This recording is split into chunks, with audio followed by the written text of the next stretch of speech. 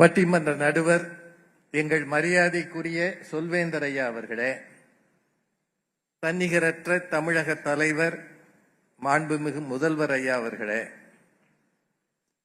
துணை முதல்வர் உள்ளிட்ட மற்ற அமைச்சர் பெருமக்களே, பெருந்திரளாக வந்து அமர்ந்து பொறுமையோடு கேட்டுக்கொண்டிருக்கக்கூடிய தமிழ் சொந்தங்களே, உங்கள் அத்தனை பேருக்கும் என்னுடைய அன்பான வணக்கத்தை முதலில் தெரிவித்துக் கொள்கிறேன். ரொம்ப நேரம் கைதட்டாம ஒரு அவை இருக்கும்னா நம்ம அவை தான்.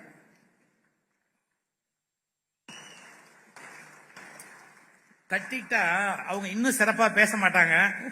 அப்படி இல்ல, கறக்கிற வரைக்கும் கறப்போம். தட்டிட்டா இன்னும் பேசிட்டு வாங்க, நேரத்துக்கு முடிக்க முடியாதுன்றதுனால முதல்வர் இவ்வளவு நேரம் அமர்ந்தியா உட்கார்ந்து கேட்டுக்கிட்டு இருக்கிறார்ன்றதே பெரிய சந்தோஷம்.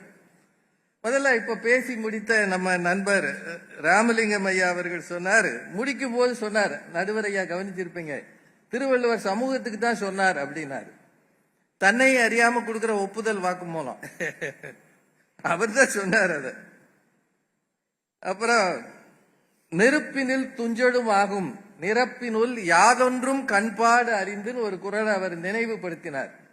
அதனாலதான் முதல்வர் அவர்கள் காலையில பசியோடு வருகிற பிள்ளைகளுக்கு உணவு தருகிறார் அப்படின்னு. இது தனி மனிதனுக்கு சொன்னதா, சமூகத்துக்கு சொன்னதா? அரசாக ஒரு பிள்ளைகள் பசியோடு இருக்க வேண்டாம் என்ற அரசாங்கம் தான் இதை செய்திருக்கிறது என்றால், வள்ளுவர் சொன்னதை அரசு வாங்கி இருக்கிறது, அதனால் தமிழ் சமூகம் பயன்படுகிறது என்றால் சமூகத்துக்கு சொன்னது தானே அது. அப்புறம் சொன்னார், 2000 ஆண்டுகளாக தமிழ் சமூகம் கெட்டு போகாமல் இருக்கிறது. அப்படின்னா அதுவே சமூகம் பெற்றதுதான் அது. சார், இவ்வளவு பெரிய சிலையை இங்க வச்சிருக்கிறோமே, இங்க வருகிறவர்கள் தமிழர்கள் மட்டுமா வருகிறார்கள்?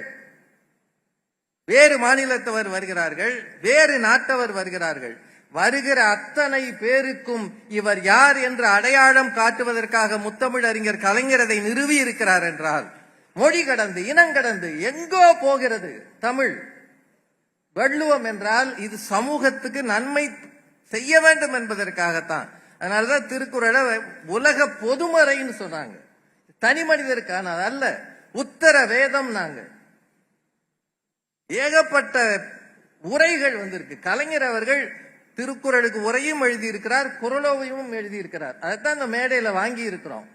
இத்தனை பெரிய ராஜாராமையா ஒரு விஷயம் சொன்னார். வந்த உடனே ஒரு இளைஞன் வந்து அந்த மேடையில இருந்தாராம், எண்ணியாங்கு எய்து பண்ற குறளை கலைஞர் அவர்கள் சொன்னார் அப்படின்னு. அது கலைஞர் அவர்களின் பெருந்தன்மை. இறைமாட்சியில ஒரு குறள் உண்டு, காட்சிக்கு எளியன் கடுஞ்சொல்லன் அல்லனேல் மீக்கூறும் மன்னன் நிலம். ஒரு அரசன் காட்சிக்கு எளியவனாக கடும் சொற்கள் சொல்லாதவனாக இருந்தால் அவனால் அந்த சமூகம் முன்னேறும், நாடு முன்னேறும். இதற்கு இலக்கணமாக வாழ்ந்த தலைவர் கலைஞர் அவர்களால் தான் எங்கோ நிற்கிற இளைஞனை அழைத்து அவன் சிந்தனைக்கும் ஒரு குரலை தர முடிந்தது என்றால் இதுதான் சமூகம் செய்த சாதனை. அது சொன்னா அப்புறம் என்எஸ்கே அவர்கள் நடிப்பு அந்த கதையை சொன்னார் ராஜாராமையா. அவர் வந்து தெரிஞ்சுக்கிட்டே கொடுத்தாருன்னு. இரவு இரவச்சம்னு 2 அதிகாரம் இருக்கு திருக்குறள்ல. ஒன்று, எல்லாருமே அந்த குறளை சொன்னாங்க, இறந்தும் உயிர் வாழ்தல் வேண்டின் பறந்து கெடுக உலகியற்றியான்னு. ஆனா பிச்சை எடுக்கிறது கூட நல்லதுன்னு திருவள்ளுவர் ஒரு குறள் சொல்லியிருக்கிறார். இரத்தலும் ஈதலே போலும் கரத்தல் கனவிலும் தேற்றாதார் மாத்து. இந்த குறளுக்கு அர்த்தம், பிச்சை எடுக்கிறது கூட பிறருக்கு கொடுப்பதை போல. எப்ப தெரியுமா? தன்னிடம் இருப்பதை எவன் மறைக்காமல் கொடுக்கிறானோ அவனிடம் பிச்சை எடுப்பது கூட பிறருக்கு கொடுப்பதை போல என்று திருவள்ளுவர் சொல்கிறார் என்றால் அந்த சிந்தனை உள்ளவர் என்எஸ்கே. அதனால்தான் அந்த இடத்திலே அந்த பெரிய சாதனை நடந்தது. இது எல்லாத்த விடங்க, ஒரு முதல்வர் இந்த மேடைக்கு வந்த உடனேயே அங்க உட்கார்ந்துட்டு ஒன்னு கவனிச்சார். இங்க நின்னு பேசும்போது சுகிசிவா ஐயா பேசும்போது முகம் தெரியல. அதனால அங்க இருந்த ஒருத்தரை அழைத்து இங்க இருந்த பூக்களை எல்லாம் அகற்ற சொன்னார். ஒரு முதல்வர் ஒரு மேடையில நின்னு பேசுவதை கூட கூர்ந்து கவனித்து வந்த உடனேயே ஒரு செயலை செய்தார் என்றால் இப்படிப்பட்ட அரசர்கள் இருக்க வேண்டும். இதுதான் இறைமாட்சி. இறைமாட்சி இங்க பொருட்பாலில் இருக்கிற ஏகப்பட்ட அதிகாரங்களை தூக்கிக்கிட்டு இதெல்லாம் அரசனுக்கு சொன்னது. பாவம் தம்பி மோகன சுந்தரம் அவர் வீட்டுல ரொம்ப சிரமப்படுறாரு. அவர் மட்டும்தான் சிரமப்படுறாருன்னு அவர் நம்பி சொல்றாரு. எல்லாரும் அதே நிலைமையில தான் இருக்கும்ன்றத மறந்துட்டு சொல்றாரு. அது மட்டும் இல்ல, அவர் ஒண்ணு சொன்னாரு, இந்த குடும்ப கட்டுப்பாடை பத்தி சொன்னாங்க. இப்போ குடும்ப கட்டுப்பாடு தனி மனிதனுக்கு தானே சொன்னதுன்னு. ஆனா சமீபத்தில் முதல்வர் ஐயா அவர்கள் மக்களுக்கு ஒரு வேண்டுகோள் விடுத்தார். கொஞ்சம் பிள்ளைகளை அதிகமா வச்சிருங்க, இல்லாட்டி நம்ம ஊர்ல தொகுதி குறைஞ்சு போயிடும் சொன்னாரா இல்லையா? அப்படின்னா இது குழந்தை பெறுவது பெறாமல் இருப்பது தனி மனிதன் தான். ஆனா ஒரு சமூகத்துக்கு ஒரு அரசுக்கு கடமை இருக்கிறது. நம்ம ஊர்ல இருக்கிற 39 பார்லிமெண்ட் தொகுதி குறைஞ்சிடக்கூடாதுன்றதுனால முடிஞ்ச அளவு பிள்ளைகளும் பெத்துக்கன்னு ஒரு அரசாங்கம் சொல்ல வேண்டி இருக்கிறது என்றால் சமூக சிந்தனை தான் அங்கே நிக்கிறது. அது மட்டும் இல்ல, இங்க நீங்க சொல்லும்போது தனி ஒரு மனிதன் திருந்தி விட்டால் சிறைச்சாலைகள் தேவையில்லைன்னு ஒரு சினிமா பாட்டு இருக்கு. அந்த பாட்டை நீங்க கவனிச்சு பாத்தீங்கன்னா ஏற்கனவே திருவள்ளுவர் சொல்லியிருக்கிறார், இழைதாக முள்மரம் கொள்க களையுனர் கை கொல்லும் காழ்த்த இடத்து. இது அரசனுக்கு சொன்னது. சில தவறுகள் சிறிதாக இருக்கும். புலவர்கள் தனி மனிதனை பாடி பெருமைப்படுத்திய காலத்துல தனி மனிதரை பாடாமல் மன்னரை பாடாமல் ஒரு புலவர் பாடி இருக்கிறார் என்றால் அவர்தான் திருவள்ளுவர். தனி மனிதனை பாடல, சமூகத்துக்காக பாடினார். அவர் போர் மாட்சி பகை மாட்சி பாடினார், பகைத்திறம் தெரிதல் பாடினார். ஆனா போர பெருமைப்படுத்தல, இந்த சமூகத்தை எப்படி வழிநடத்த வேண்டும் என்பதற்காக சொன்னார். ஒரு குறள் ஞாபகம் வச்சுங்க, இருமண பெண்டிரும் கள்ளும் கவரும் திருநீக்கப்பட்ட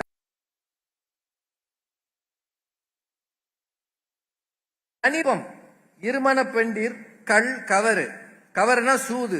இது தனி மனித விருப்பம். இந்த விருப்பத்துக்கு எதிராக திருவள்ளுவர் சொல்கிறார், வரைவின் மகரில் சொல்றார்.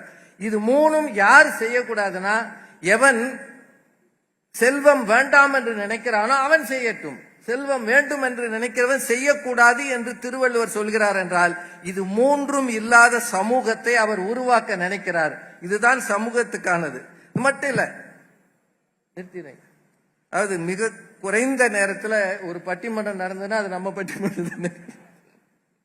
ஒரு விஷயங்க, உழவு என்கிற ஒரு அதிகாரத்தை அந்த காலத்துல அவ்வளவு பெருமையாக வள்ளுவர் பேசுகிறார். சுழன்றும் ஏற்பின்னது உலகம், அதனால் உழந்தும் உழவே தலை. அத்தனை பேரை போய் உழவு செய்யுங்கன்னு சொல்லல.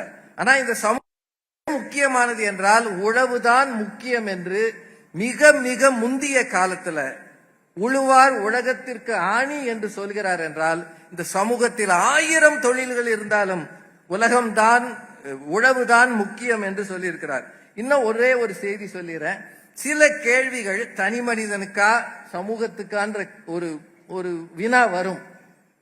இப்போ ஒரு குறள் சொல்றார், அவ்விய நெஞ்சத்தான் ஆக்கமும் செவ்வியான் கேடும் நினைக்கப்படும்.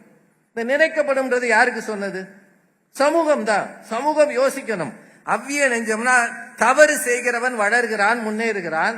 நல்ல எண்ணம் கொண்டவன் ஒழுக்கமானவன் தேய்ந்து போகிறான். இதை பற்றி யோசித்து பாருங்கள் என்று சொன்னது சமூகத்துக்கு. இன்னொரு குறள் ஐயா சொன்னார், அறத்தாறு இது என வேண்டா சிவிகை பொறுத்தானோடு ஊர்ந்தான் இடை. இதுக்கும் காரண காரியம் பார்க்காதே. ஒருவன் பல்லக்கிலே மேலே போகிறான், ஒருவன் பல்லக்கை சுமக்கிறான். இது அறம் என்று நினைக்காதே, இது அங்கு போய் அறம் பேசாதே என்று சொல்கிறார் என்றால் அரசன் அவன் இயல்புகள், அவனது அங்கங்களின் இயல்புகள், அங்க இருக்கக்கூடிய குடிமக்களின் இயல்புகள் அத்தனையும் அவர் இந்த மக்களுக்கு சொல்லி இருக்கிறார். சமூகத்தை மாற்ற நினைக்கிறார். ஒரு குறளை மட்டும்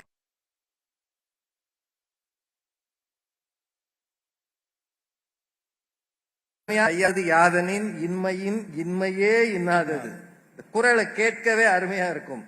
வேலோடு நின்றான் இடு என்பது போலும் கோலோடு நின்றான் இரவு. அதாவது எனக்கு டோல்கேட்டை பார்க்கும் போதெல்லாம் இந்த குறள் தான் ஞாபகம் வரும். நம்ம ஊர்ல இருக்கிற டோல்கேட்டை பார்க்கும் போதெல்லாம் வேலோடு நின்றான் இடு என்பது போலும் கோலோடு நின்றான் இரவு. அதிகாரத்தில் இருப்பவர்கள் கொடு என்று கேட்பதும் கையிலே வேலை வைத்துக் கொண்டு ஒருவன் பறிப்பதும் ஒன்று என்று 2000 வருஷம் முன்னாடி ஒருவன் சொல்லி இருக்கிறான் என்றால் இத்தகைய தீமைகள் இல்லாத சமூகமாக இருக்க வேண்டும். அது மட்டும் இல்ல, நிறைவாக கயமை என்கிற அதிகாரம், அதான் பொருட்பாலில் கடைசி அதிகாரம். அவர் சொல்றார், ஈருங்கை விதிரார் கயவர் கொடுர் உடைக்கும் கூர்ங்கையர் அல்லாதவர்க்கு. இந்த சமூகத்தில் சில பேர் எச்சில் கையால் கூட எதுவும் உதவ மாட்டார். அப்பேற்பட்டவருக்கு தாடையை முறிக்கும்படி அவனுக்கு கொடுக்க வேண்டும் என்று சமூக புரட்சி 1000 ஆண்டுகளின் மண்ணிலை நிலைத்து நிற்பார். அதுதான் முத்தமிழ் அறிஞர் எழுப்பி இருக்கிற சிலை. அதற்கு வெள்ளி விழா காணுகிற இந்த நாளிலே முதல்வர் உள்ளிட்ட அத்தனை பேரையும் வணங்கி, தமிழ் சமூகத்தின் அடையாளம், தமிழ் சமூகத்தின் ஒட்டுமொத்த நம்பிக்கை திருக்குறள் என்னும் உலக பொதுமறை, அது சமூகத்துக்குத்தான் அதிக நன்மை என்று சொல்லி வாய்ப்புக்கு நன்றி கூறி நிறைவு செய்கிறேன். நன்றி, வணக்கம். எப்பவும் நல்ல நகைச்சுவையோடு மகிழ்விக்கிற நம்முடைய ராஜா ஐயா கூட இன்னைக்கு ரொம்ப சீரியஸா திருவள்ளுவரை எடுத்து ரொம்ப ஆழமா நம்ம சிந்திக்கும்படியாக இந்த பேச்சை அமைத்திருக்கிறார். அவருக்கு நம்முடைய வாழ்த்து.